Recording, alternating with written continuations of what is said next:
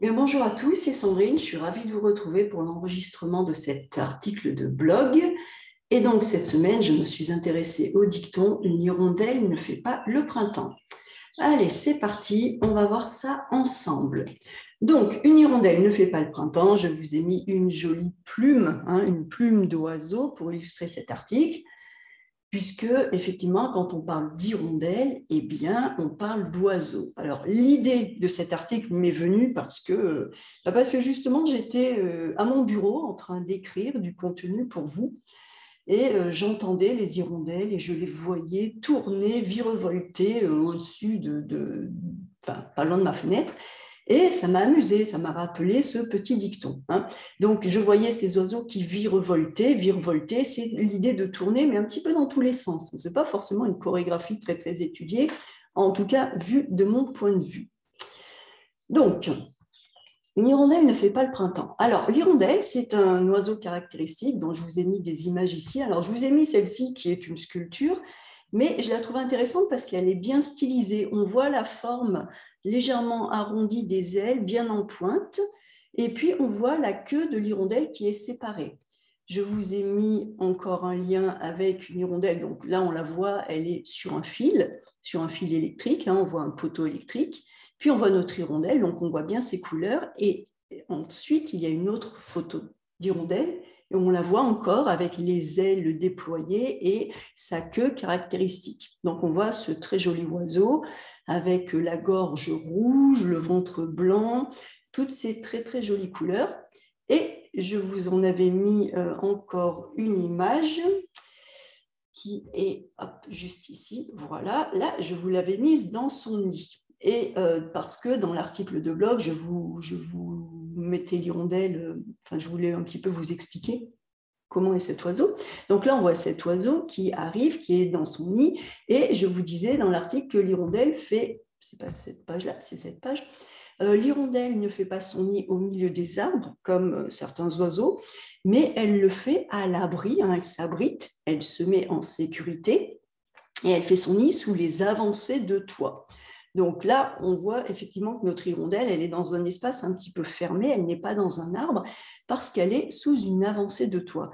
Et donc, une avancée de toit, c'est cela. Donc, on a un toit, le toit d'une maison, et le toit avance. Alors là, il avance beaucoup. Parfois, il avance un petit peu. Et l'hirondelle aime beaucoup venir faire son nid ici, là, bien caché, dessous, bien protégé.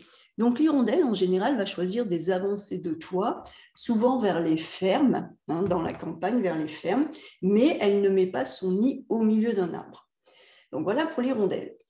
Ce que je vous disais également, c'est qu'il s'agit d'un oiseau migrateur, donc un oiseau migrateur qui va migrer. Un migrateur, on retrouve le nom migrateur. Hop, donc ça, ce sont des exemples que j'ai pour après. Migrateur. Hop.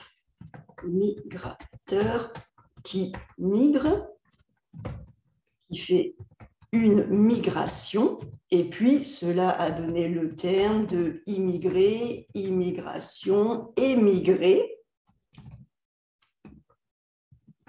Hop là, un immigré, une immigration. Donc, on a là, on immigre quand on va de l'extérieur vers l'intérieur et on émigre quand on passe de...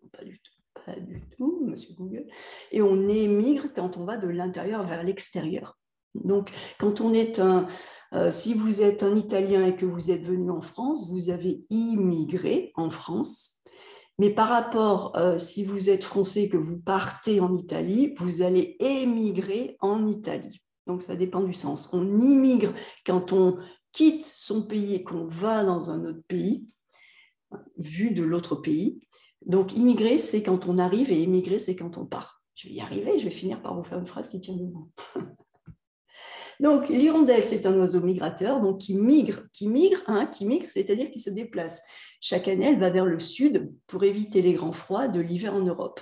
Et ensuite, elle revient dès le début du printemps, c'est-à-dire au beau jour, quand il fait meilleur, elle revient en France et en Europe. Et donc, nous, en France, eh bien, on assiste au retour des hirondelles, on assiste à leur ballet dans le ciel, un peu comme une danse, une chorégraphie, dès que les jours commencent à rallonger et dès que les températures commencent à remonter. Donc, l'hirondelle, c'est un signe annonciateur du retour du printemps. Donc, faites attention à la construction.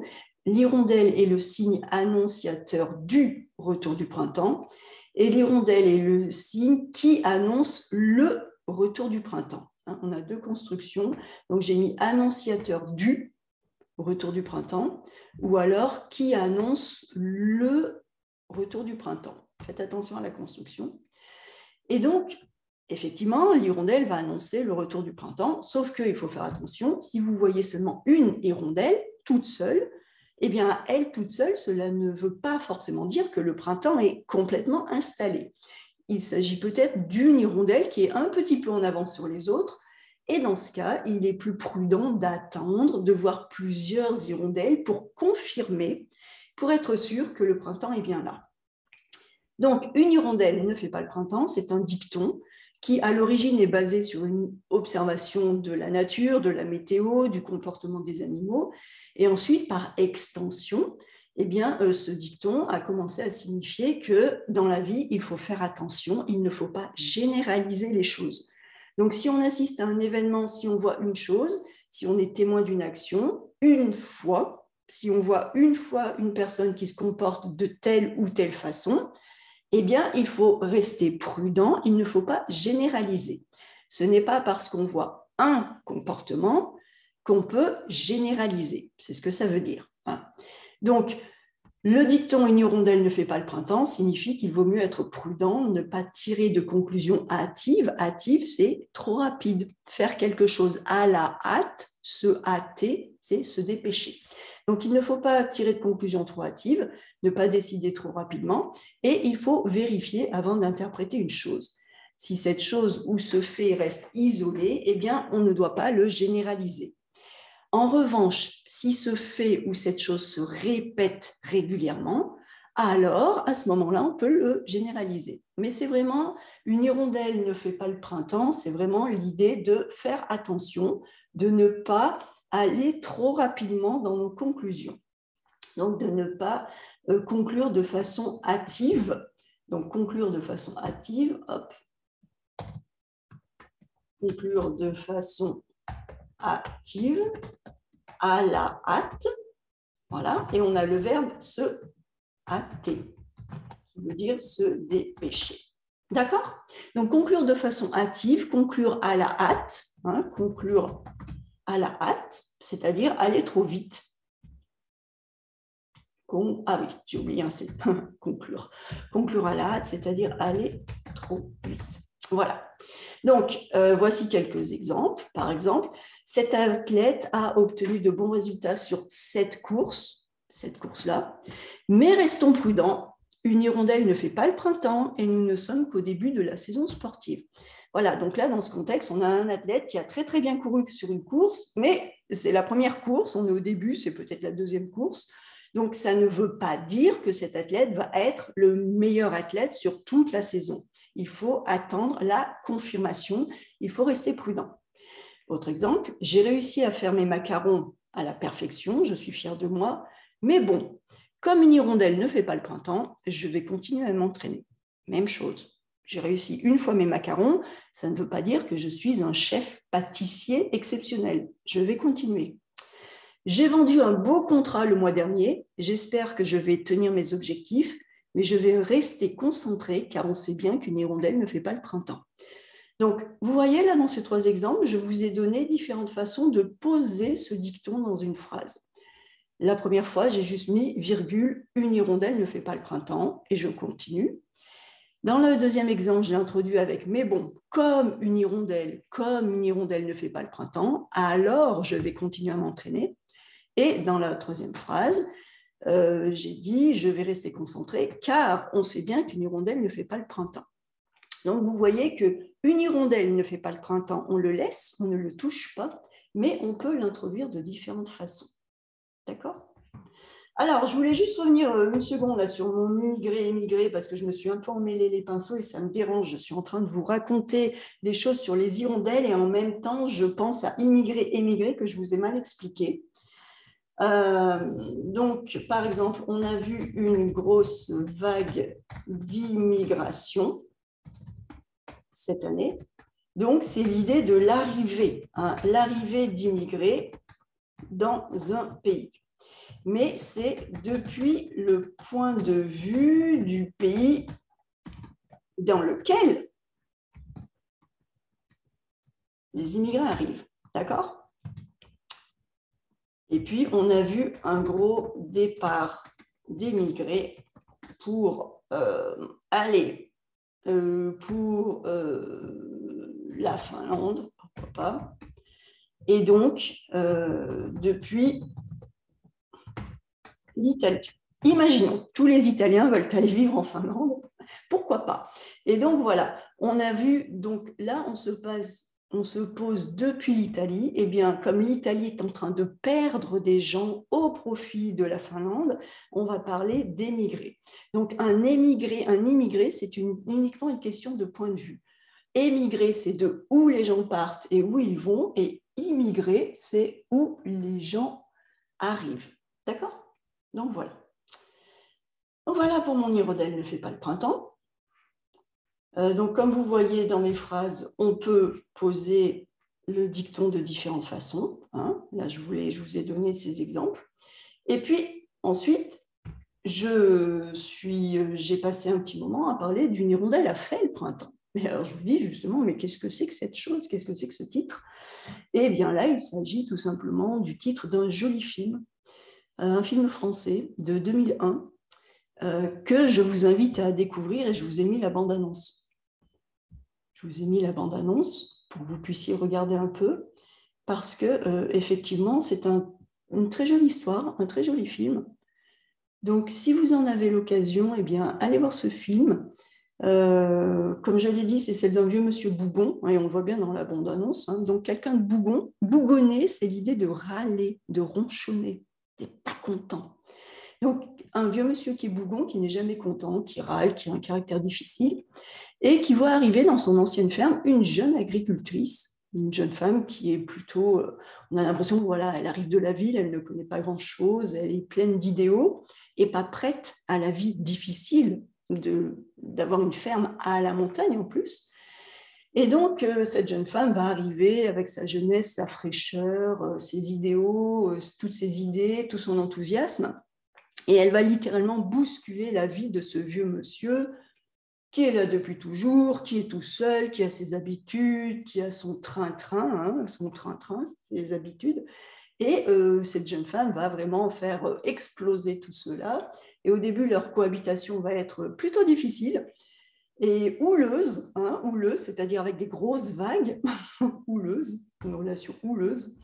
Et puis, les choses vont se calmer, une relation houleuse.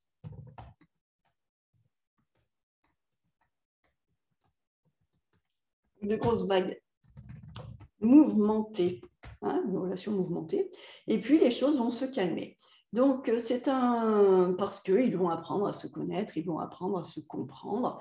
Donc, c'est vraiment un très joli film. Je vous avais mis le lien sur la bande-annonce. Donc là, on voit l'héroïne, Mathilde Seigné. Elle est très jolie, on la voit avec ses chèvres. Et puis, on voit également, bon, là, c'est à la ferme.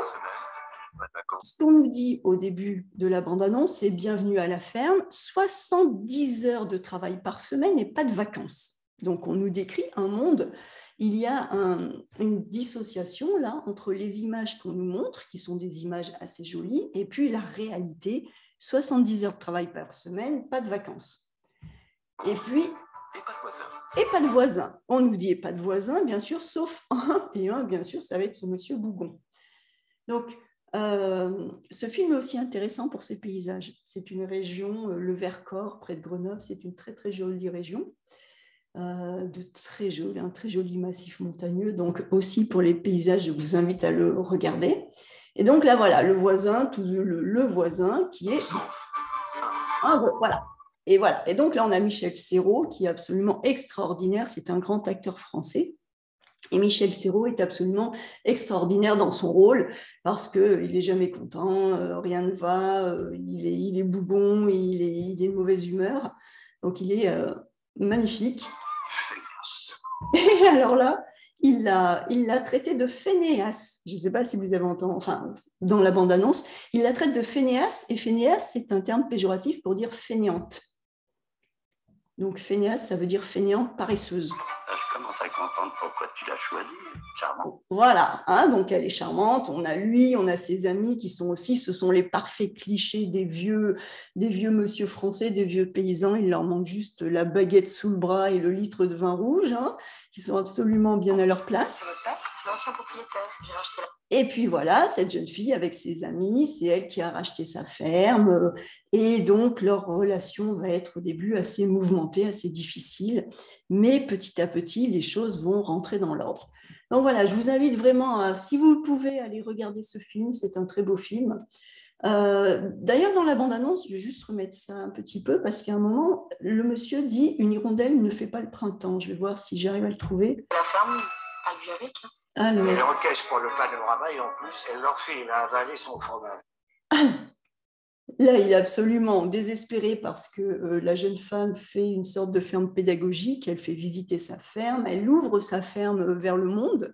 Et pour ce vieux monsieur, c'est absolument improbable. Pour lui, une ferme, c'est une ferme. On travaille avec les bêtes et on ne s'occupe pas de montrer le travail à des petits-enfants. Elle va finir par gagner sa vie mieux que toi. L'hirondelle ne fait pas le printemps. Et donc, voilà, là, le monsieur vient juste de dire qu'une hirondelle ne fait pas le printemps. Et donc, c'est vraiment le fait que cette jeune fille arrive, elle commence à innover, à avoir plein d'idées, elle est pleine d'enthousiasme, elle veut vraiment changer les choses. Et lui, malgré les quelques victoires de cette jeune fille, eh bien, lui est en train de dire qu'une hirondelle ne fait pas le printemps. C'est-à-dire que peut-être, oui, pour le moment, elle s'en sort, mais elle n'a pas encore vécu, hein, elle n'a pas encore vécu, passé composé du verbe vivre, elle n'a pas encore vécu un véritable hiver à la montagne. Elle n'a pas affronté les duretés de l'hiver, le froid, la neige, l'isolement. Et donc, c'est pour cela qu'il se permet de dire « Ah oui, oui, pour l'instant, elle s'en sort, cette jeune fille, mais une hirondelle ne fait pas le printemps. » Et sauf que, bien sûr, dans le film, nous allons voir que, eh bien si, parfois, une hirondelle peut faire le printemps. Donc, c'est un très, très joli film que je vous encourage à regarder. C'est vraiment une très jolie histoire. Et puis, eh bien, comme d'habitude, entraînez-vous, faites des phrases, essayez donc voilà, voyez comment on peut utiliser cette expression « une hirondelle ne fait pas le printemps ». Eh bien, c'est tout pour aujourd'hui. Je vous laisse. J'espère que vous avez pu progresser, que vous allez apprendre plein de choses. Et moi, je vous retrouve très, très bientôt pour de nouvelles vidéos. Au revoir.